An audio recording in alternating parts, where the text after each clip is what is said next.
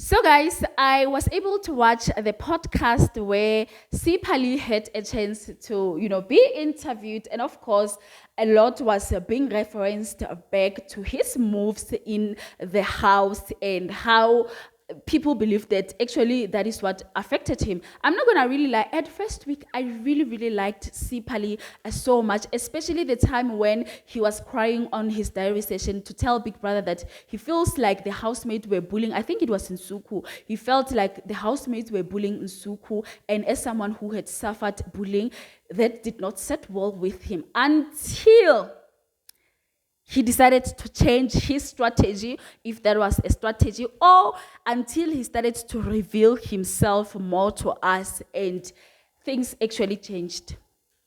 Hi guys, welcome back again to my YouTube channel. For those who don't know me, my name is Tabitha and this is On The Grind with myself, and thank you so much for hanging out again with me. Don't forget to give a video a thumbs up, like, subscribe, and to comment down below. So you guys, yesterday I watched the podcast. If you wanna watch the full 1 hour clip, I think it's from BLKTV, Podcast of Nothing. Yes, so mostly the housemates, evicted ones, they have been going there for a sit-down talk. And yesterday, as I said, I watched the Sipha Lee one. Obviously, Sipha Lee got questions with regards to the bandanas that he brought to the house and the men's conference, and obviously the friction that he had with Uanda, or rather the bullying that people were saying that he has bullied Uanda. So he was also clarifying that to say he never bullied Uanda. He just saw Uanda as a competition, and what he wanted to do as a gamer was to eliminate the competition. And that's when obviously the podcaster was telling him, but you understand whatever that happened during that week, it now made people or the bandanas to come and be in more support of you. And obviously they created some animosity towards Uanda that made people, including Uanda, in a confined space, that you guys don't like him. And he was like, no, but that was not what actually I was intending to do. Basically, that's not his words, but I'm just summarizing everything, right? And he was, saying that he came with 8 bandanas in the house, and he gave out obviously to his boys. Now listen to this one. It was quite interesting. So according to this guy, Sipha Lee, his boys include Swiss, Luzuko, Melino. Who else am I forgetting? I forgot Moses. He said Moses in and out. And I forgot this one. Ezra, yes. And obviously, he was asked, when he was being asked about who were your boys in the house, when he mentioned Swiss, I was just laughing. Why? Because Swiss does not like Sipha Lee. It's one thing that he made it clear on Sinaye's podcast to say he does not like Sipha Lee because Sipha Lee was not believing in equality. He was one person who wanted to put women down, and that's one thing Swiss said he did not like him for. Now hearing to this guy calling Swiss his boy, I was just laughing. I even remember on the Instagram post that Sipha Lee posted a clip of him on that podcast. People were grilling him on that comment section. Swiss was laughing. I remember he sent laughing emojis. I don't know if he sent laughing emojis because of the comments or because of listening to Sipha Lee. And because at some point also Sipha Lee spoke about the decision that this Swiss made during the time when he was HOH and he had to choose the challengers for the HOH, and he chose Jojo, Abobo, I can't remember, Mata, I can't remember, and Mandy Hagen.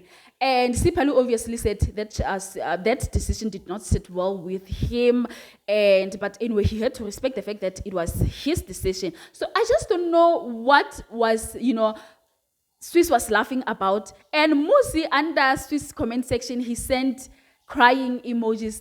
So I was like, clearly Sipha Lee has not watched Swiss interview, because Swiss does not say anything that is favorable when it comes to Sipha Lee. Moving along, you guys, another question that he actually got that made him getting a direct was when he was talking about Uanda, to say Uanda is this a big or having this big name because of what he did to him. If the game was different, he was not going to be this big. And that's when he was like, respectfully, that's when the podcaster was like, I'm not going to tell you that there's nothing respect out of what you just said. I'm not gonna lie to you. And people literally came so hard to him, to a point whereby some of them were even swearing at his family.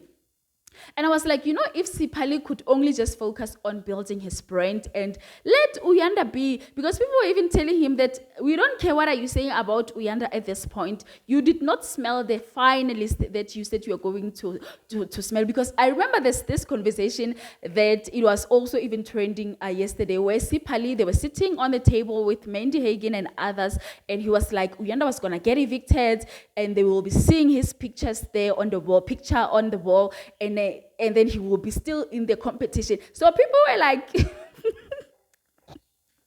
who are we looking at his picture right now? Who is on the finalist right now? And they were like, please just relax. One thing that you can actually do is to vote for Uanda. And on that conversation, he sent, that faces emoji. I was like, this guy also, he likes cloud chasing, and people will forever be on his case if he's not going to focus on building Sipha Lee brand. Because you are going to podcast and still seemed to be boastful about what you did, that people felt like it was wrong. You made people bully Uanda. You bullied Uanda. You made your gangs, your clique to be against him.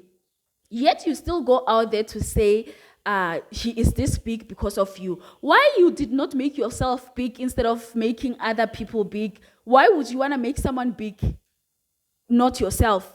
You understand?